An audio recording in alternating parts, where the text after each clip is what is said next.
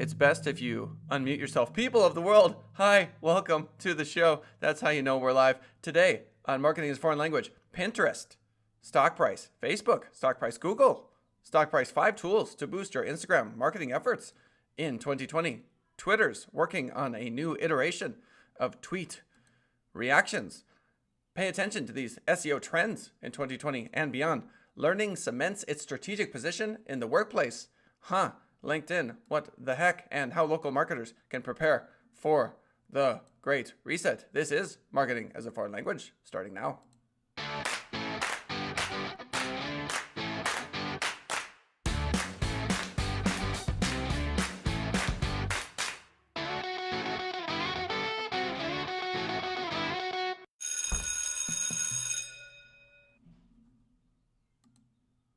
Oh my goodness.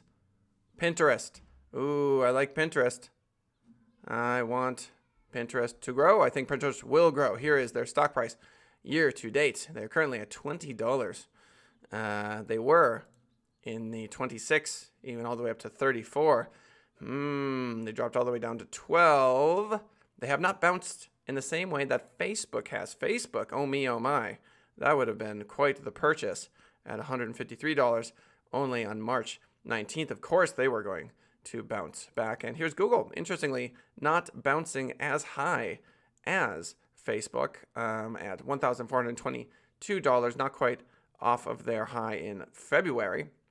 So Pinterest actually looks the most anemic, I would say, of all of them, even though I do think that strong things are going to happen for them. Facebook is the strongest, and Google slightly behind, all relative to their stock price, of course. 5 tools to boost your Instagram marketing efforts in 2020. The reason why I love social media marketing is its vibrancy, according to Anne Smarty. It never stays the same. Platforms add new features and ingenious developers keep coming with innovative tools. As such, marketers can never rely on a static set of tactics. Marketers can't remain stagnant even for a year without constantly experimenting, testing new platforms, trying new tools, without trying out new and improved ways. I feel like this entire first paragraph is unnecessary. Pixaloop. Animate your pictures. So you're on Instagram and you're using the Pixaloop. What's that do? It's a photo animation app which promises to, quote, breathe life into your pictures. Oh me, oh my. It is a nice tool to diversify your Instagram feed and engage more of your followers, and it can indeed add a wow factor to your social marketing. The main feature is that it gives you the ability to animate sections of your images. I've tried a few other apps that promise to do this, but I had never had as much luck until I tried Pixaloop. Oh, look at this gentleman. Do you see this gentleman right here? Gaze upon. Oh my goodness.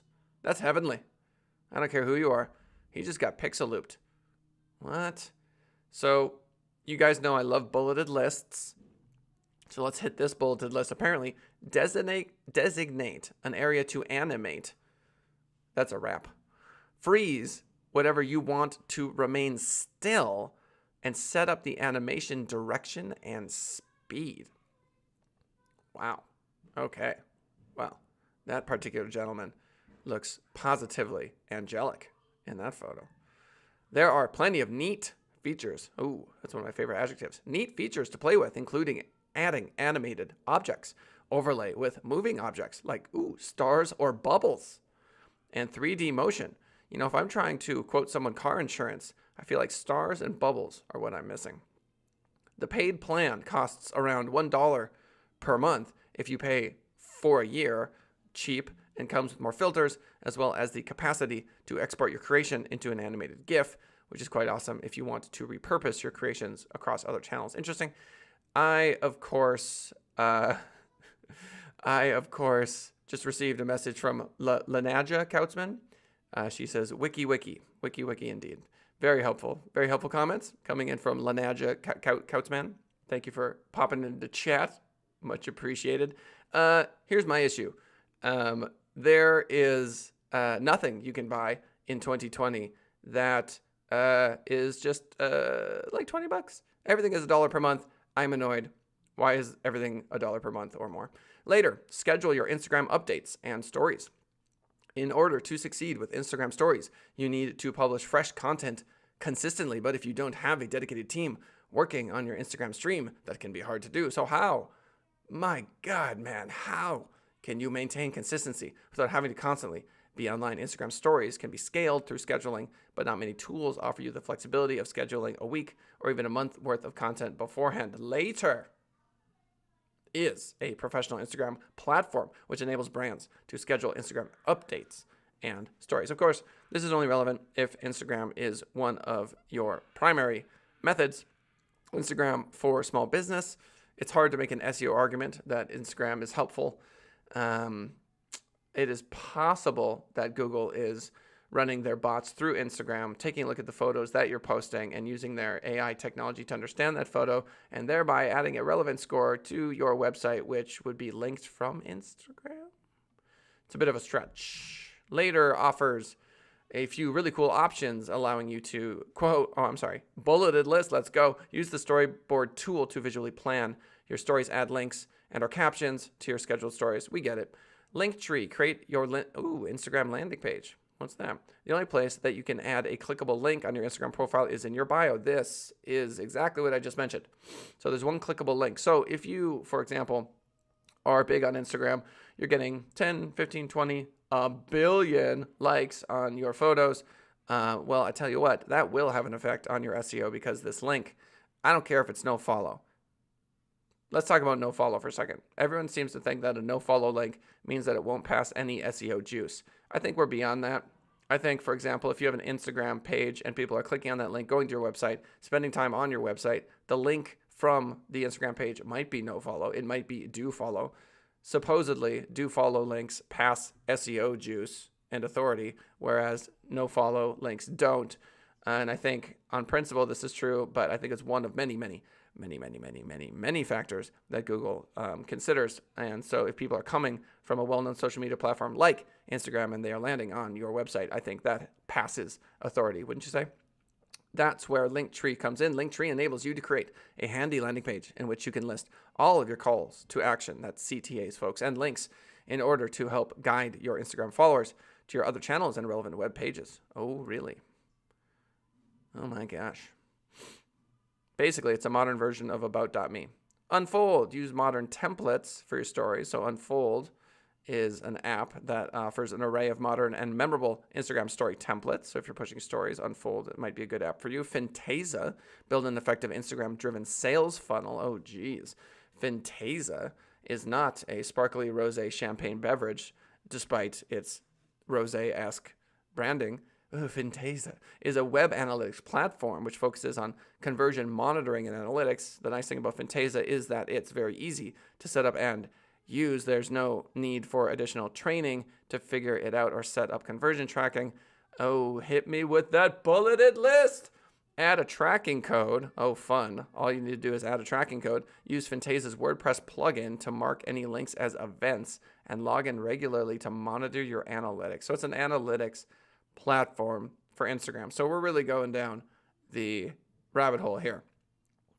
If you are a heavy Instagram user, perhaps Finteza might be an interesting option for you because you can have funnels to see how Instagram traffic performs, where it ends up going, etc.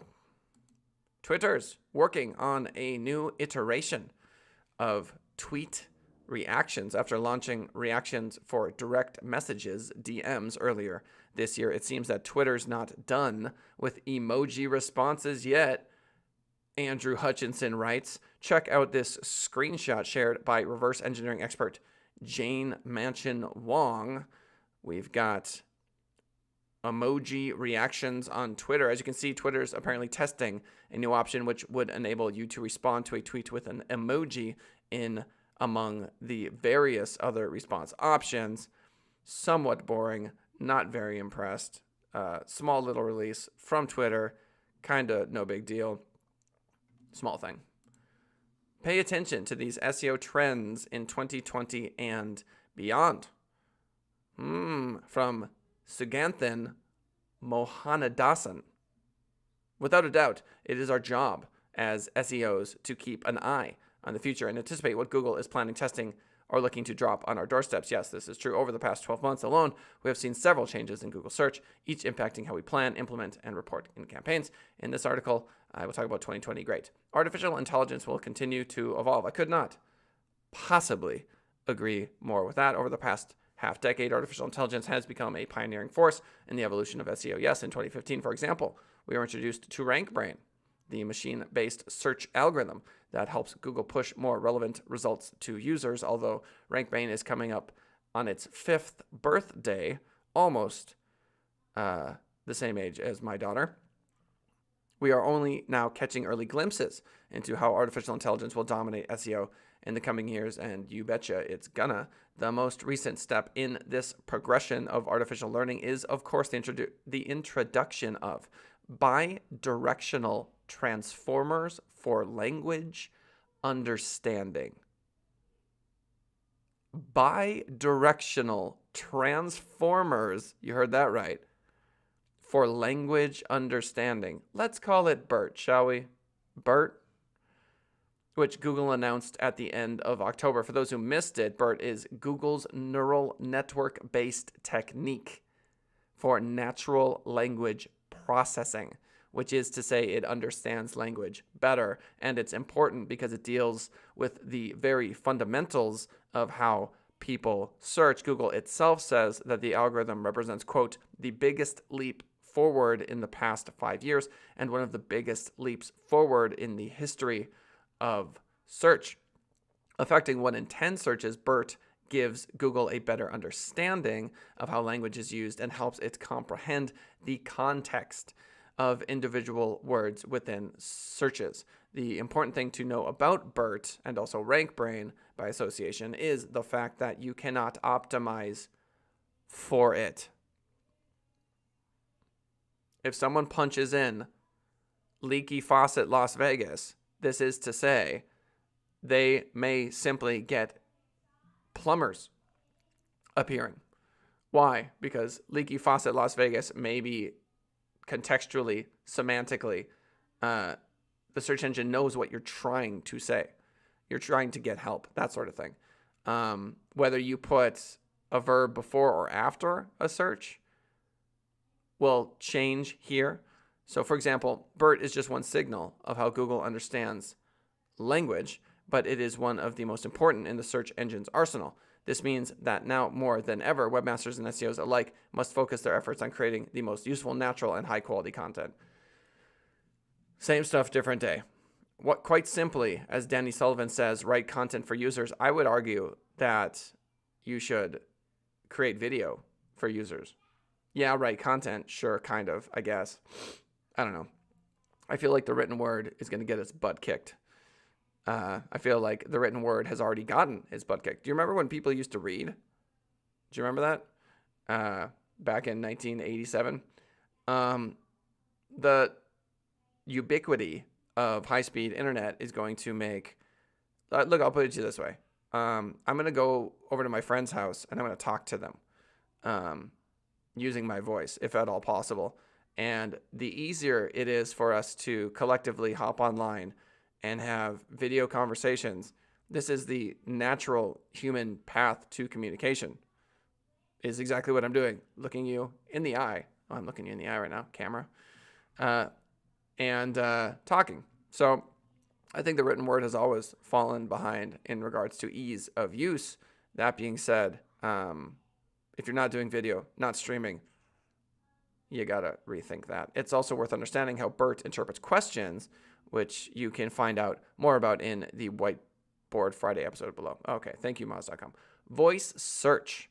It's hard to imagine at the dawn of 2020, but this is exactly what I was just saying. But when voice search was released in 2012, many assumed it would be just another project consigned to the ever-growing Google graveyard. Of course not. Today, however, we know so much more about the technology, and thanks to schema.org.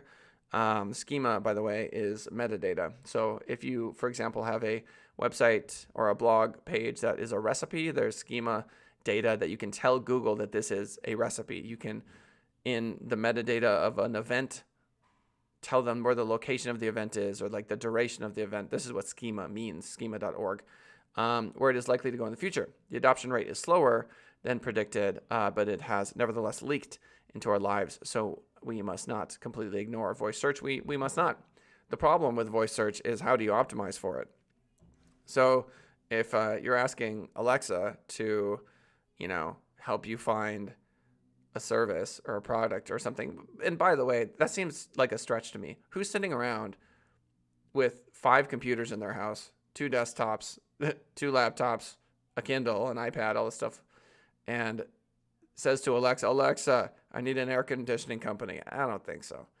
It just doesn't make any sense to me. It's Alexa, set alarm for 11:30. That's what we do with Alexa. What else do we do? Alexa, what's 17 times 4? This is the predominant use of Alexa. A new form, or Siri, a new form of markup is released nearly every month, with one of the latest developments being markup for movies. Okay, this is schema markup that I was just talking about. Although this might seem insignificant, the fact that we are now seeing markup for films shows just how granular and far-reaching structured data has become. So schema can help you, for example, have the little stars appear for reviews in your Google search results. Schema can do a variety of things to search results and have you appear differently in Google search. It's very complicated. It doesn't always work. And it's evolving, let's say. With smart speakers now numbering 120 million in the US alone, webmasters should be taking the time to investigate where schema can be placed on their website so they can take advantage of the 35.6 million voice search demands taking place every month. Again, this is highly specific. So if you're a national company, then yeah, there might be something here. Schema is a bit hit or miss. It really depends on your particular company. So, Speakable. If you're in the US, it's also worth noting that Speakable, which is in beta, is used by Google Assistant to answer people's questions about specific topics. The assistant can return up to 3 relevant articles and provide audio playback using text-to-speech markup. Interesting. So Speakable coming up. Google Actions on Google, a development platform for Google Assistant. I should talk about Google Assistant for a second. So the CEO of Google rolled out one day this demo of Google Assistant calling into a hair salon and scheduling an appointment.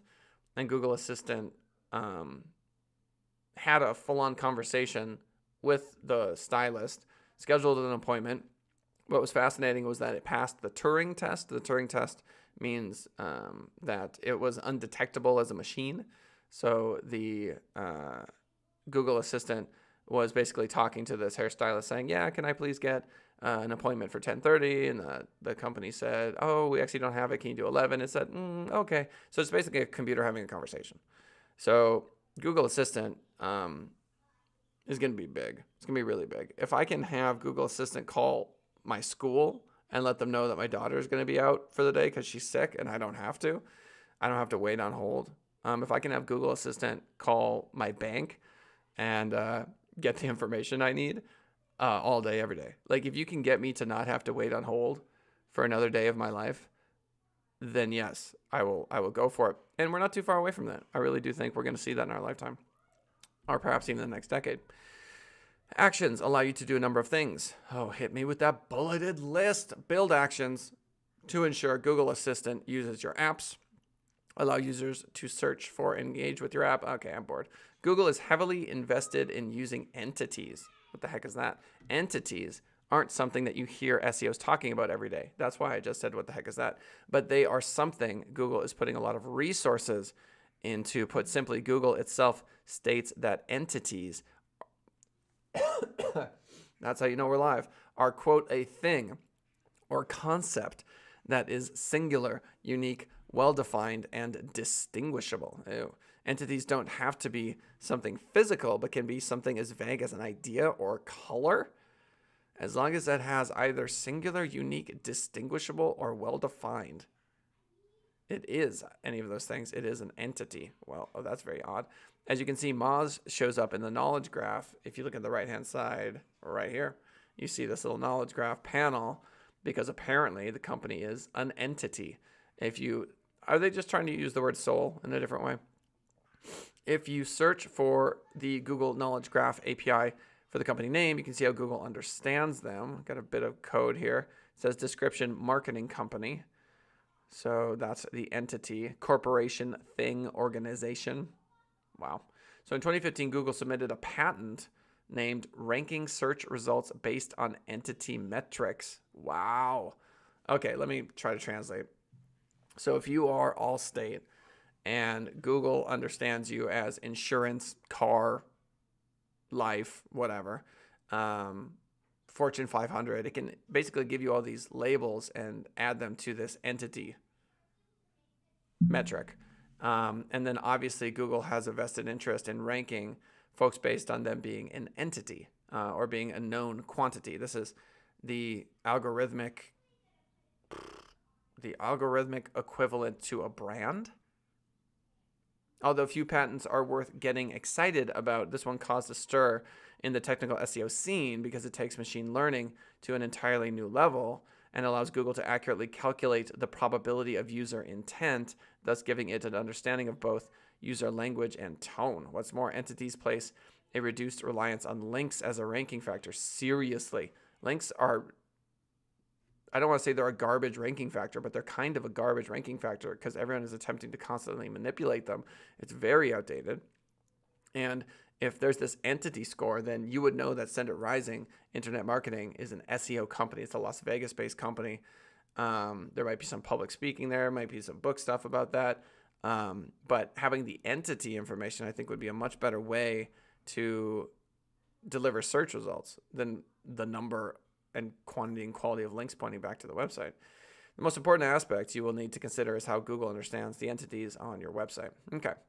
I don't think I want to read any more about this article. What do we have here? Learning cements its strategic position in the workplace with 70% of CEOs championing its value. This is coming from LinkedIn.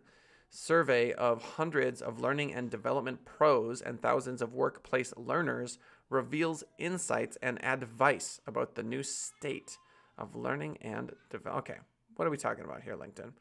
LinkedIn Learning released its Leading with Learning report, highlighting how our new reality has cemented workplace learning's strategic position within an organization. What? Employees are spending 130% more time on learning. I get it. So we're talking about learning, I guess. That's a very broad topic. 66% of L&D pros agree that their function has become a much more strategic part of their organization.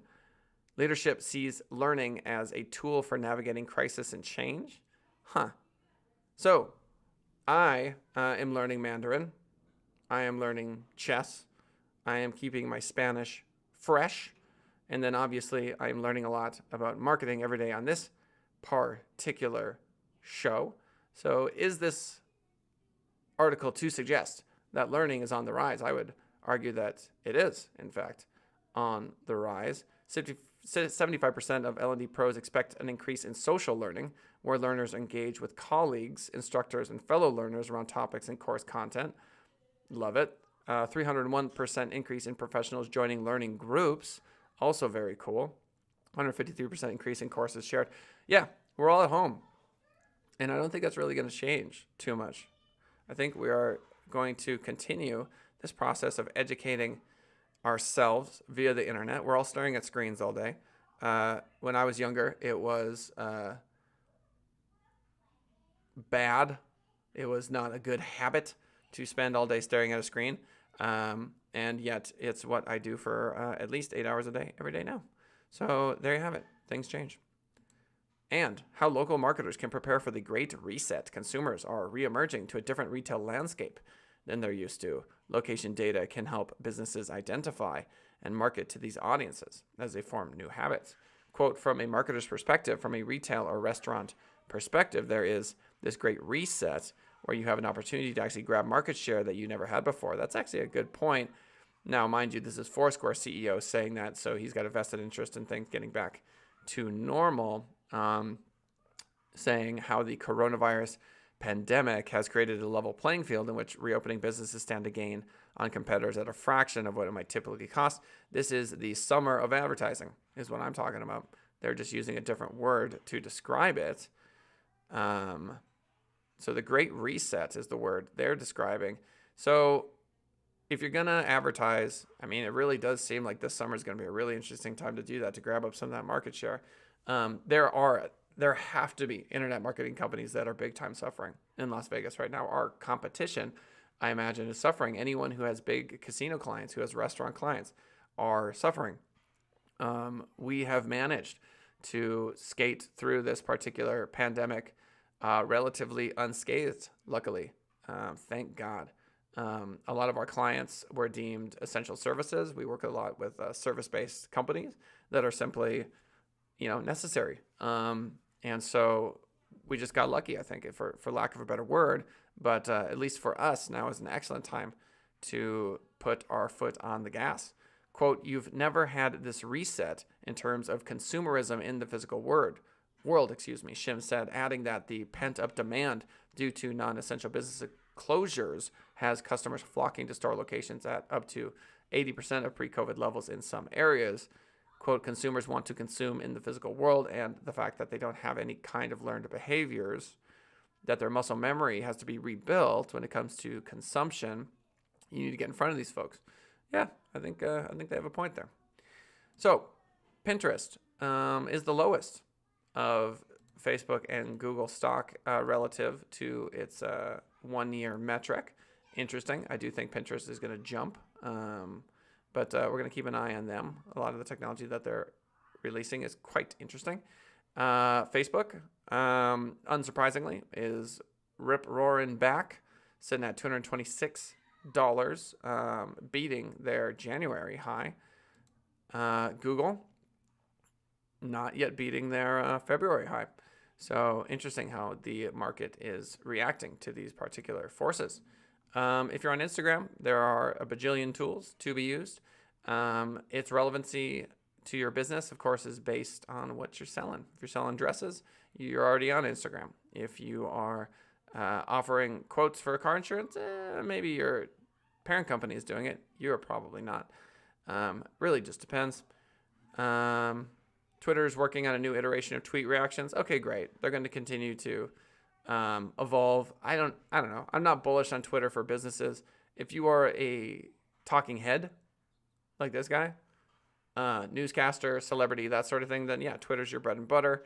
There are a lot of folks that get news from Twitter. For businesses, it's just tricky.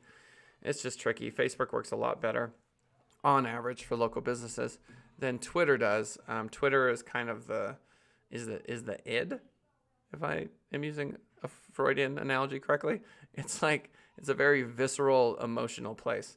So there you have it. 2020 trends in SEO. Artificial intelligence will continue to evolve, obviously. Voice search, yep, that's not going anywhere. Looking in a schema might be something if you're an advanced SEO or you're really serious about taking your rankings to the next level. And then entities, yeah. You are being defined as an entity. So your brand being mentioned somewhere online is, I don't want to say as good as a link, but the interconnection of your brand with the internet, wherever it's written, wherever Send It Rising is written, wherever my name is written, is being calculated. Learning cements a strategic position in the workplace. Yeah, we're all educating ourselves because it's never been easier. It's never been cheaper. I bought Masterclass. I watched those videos. I spent a lot of my time learning, and I don't think I'm alone in that. And last but not least, the Great Reset. Here we go. This summer is going to get real interesting. A lot of people are going to be afraid to spend this summer. They're going to be worried about the second wave. That absolutely could be the case based on what your business is. There's going to be folks advertising based on, what's the word to describe it? Necessity, on desperation. And so expect big things this summer. June, July, August. And then it's anyone's guess what we're going to see going into the fall. It could be really, really bad. It could also be just business as usual. So we shall see, ladies and gentlemen. And that is it for marketing as a foreign language this Thursday, June 11th. I appreciate you all swinging by. Hit that like button if you haven't already. That helps us with the search engines. And I really appreciate it. And we will see you all tomorrow, which, yeah, you guessed it, is Friday. It's Friday. Let's get it. All right. Talk to y'all later.